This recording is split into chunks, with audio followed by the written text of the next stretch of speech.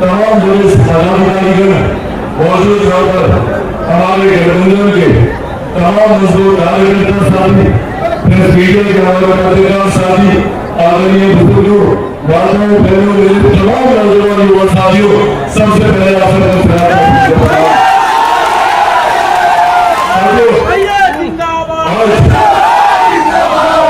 आज एक खास अवसर पर आया है और दिल से खुशी है। आज एक ऐसी धरती जो मेरी मां के समान है, मेरे नेता, मेरे पिता आदरणीय रामदास पासवान जी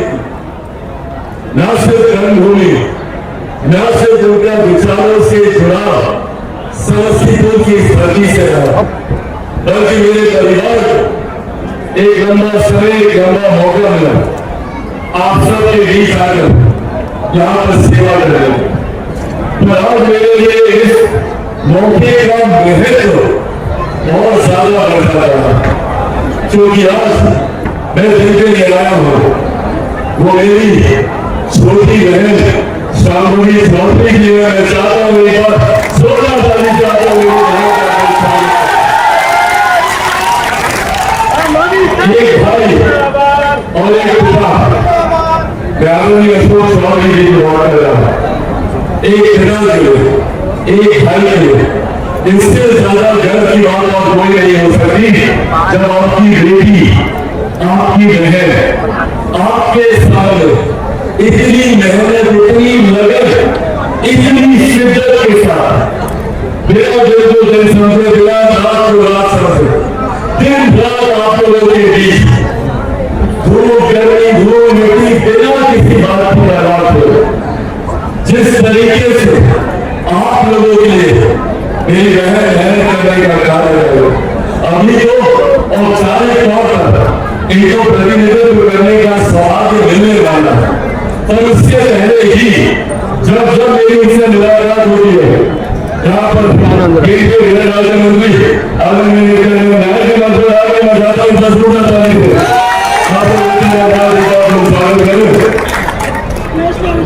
तो जिस लेवल, जिस लगन के साथ यहाँ पर आप लोगों के बीच, आप लोगों के दिल में जगह बनाने का वो प्रयास कर रहे हो और बहुत खूबसूरती से एक छोटी सी गाय पर हर दिल में घर करने वाली बात मेरी बहन आज आप लोगों के सामने बोली कि एक बेटी कभी धोखा नहीं देती है, एक बेटी कुछ होगा अपनों को कभी मुसीबत में नहीं छोड़ेगी, अपनों को कभी दुख दर्द में अकेला नहीं छोड़ेगी, ये एक बेटी हमें बहन की आप लोग के बीच आया बस यही आदर करने आया। शामुनी ना सिर्फ मेरी छोटी बहन है, बल्कि युवा, तेज तरह, पढ़ी लिखी, जानकार होगा, प्रखर होगा, जो कल जब भारत की संसद में जाएगी और आप लोगों के जुड़े हुए विषयों को जब उठाने का काम करेगी, तो ना सिर्फ समस्तीपुर का सर, बल्कि पूरे बिहार प्रदेश का सर गौरव से उठा होगा। ये बिहार की बेटी इस तरीके से अपनी बातों को बोलते हो। साथियों, आज जब हम लोग चुनाव की तैयारी पर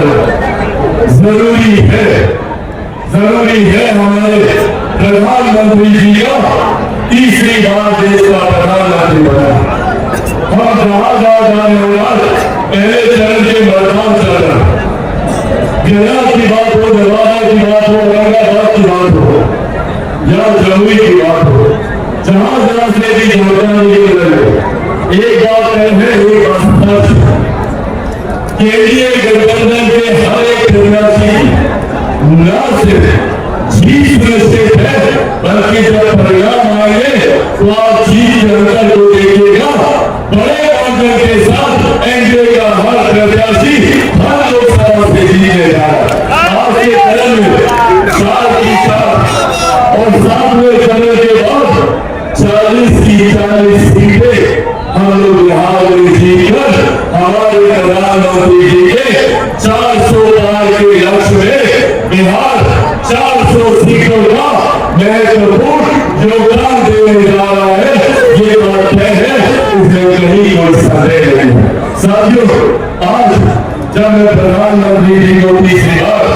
देश का प्रधानमंत्री बनने की बात करता हूँ, कारण है उसका एकमात्र यही प्रधानमंत्री है जिनमें ये इच्छा शक्ति है, जिन्होंने भारत की अर्थव्यवस्था को मजबूत करने का काम किया। तुम लोग कहेंगे कि भैया अर्थव्यवस्था अर्थशास्त्रियों का विषय है, हम लोगों को क्या, पर जो लोग जानते हैं वो लोग समझते हैं कि जब किसी देश की अर्थव्यवस्था मजबूत होती है तो उस देश के हर राज्य का राजस्व बढ़ता है। जब राज्य का राजस्व बढ़ता है तो हर क्षेत्र का आर्थिक विकास होता है, और जब क्षेत्र का आर्थिक विकास होता है तो हर गरीब व्यक्ति के हाथ में ज्यादा कमाई आती है, प्रति व्यक्ति आय में इजाफा होता है। और यही कारण है कि पिछले 10 सालों में लगभग 25 करोड़ से ज्यादा ऐसे देशवासी जो गरीबी रेखा के नीचे थे, उन लोगों को गरीबी रेखा से बाहर निकालने का काम हमारे प्रधानमंत्री आदरणीय नरेंद्र मोदी जी के द्वारा किया गया। हमारे प्रधानमंत्री ने देश की अर्थव्यवस्था को मजबूती देने का काम और अगले 5 साल का लक्ष्य रखा कि जो तीसरी सबसे मजबूत अर्थव्यवस्था बनाना है तो वही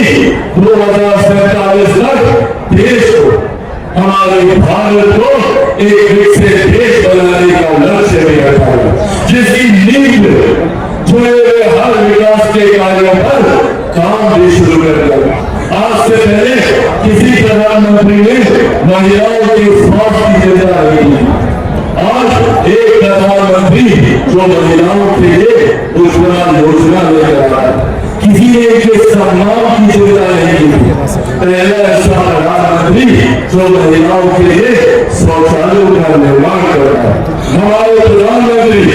जो महिलाओं की चिंता करते हैं, बुजुर्गों के अधिकारों की चिंता करते हैं। कोई बुजुर्ग या कोई भी गरीब व्यक्ति आर्थिक अभाव में स्वास्थ्य लाभों से वंचित न रहेगा, उनके लिए उज्ज्वला योजना लेकर आ रहे। और अब तो उज्ज्वला योजना इतनी आसान हो गई, हर वो व्यक्ति जिसको 5 किलो का राशन देता है आराम से जाएगा और आयुष्मान योजना के माध्यम से 5 लाख रुपए का मुफ्त में इलाज और अपना करवा सकते। हमारे प्रधानमंत्री ने ये इच्छा शक्ति दी, देश की दुनिया की सबसे बड़ी गरीब कल्याण की योजना का उन्होंने निर्माण किया, जिसका श्रेय मेरे नेता, मेरे पिता आदरणीय रामविलास पासवान जी को दिया। हमारे प्रधानमंत्री मेरे नेता आदरणीय रामविलास पासवान जी ने ये इच्छा शक्ति दी कि कोरोना काल जब लोगों को भूखे प्यासे सड़क पर हजारों किलोमीटर की पैदल यात्रा करते हुए आलू ले गए थे, तो उस वक्त मेरे नेता ने प्रधानमंत्री जी के साथ मिलकर देश में प्रधानमंत्री गरीब जन कल्याण योजना का निर्माण किया, जिसके तहत आज भी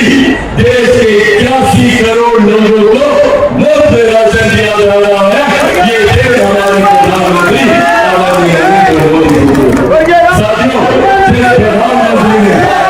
सड़क से भी हम लोगों को सुरक्षित रखा, हम लोग की सीमाओं को सुरक्षित रखा, तो अंतरिक्ष के माध्यम से भी देश कैसे विकास की राह पर आगे चले, इस बात की भी चिंता है। एक प्रधानमंत्री जिन्होंने तमाम विवादित मसलों का हल किया, जहां एक तरफ धारा 317 को हटाकर देश में विभाजनकारी तत्वों को समाप्त करने का काम किया, तो वही लंबे समय से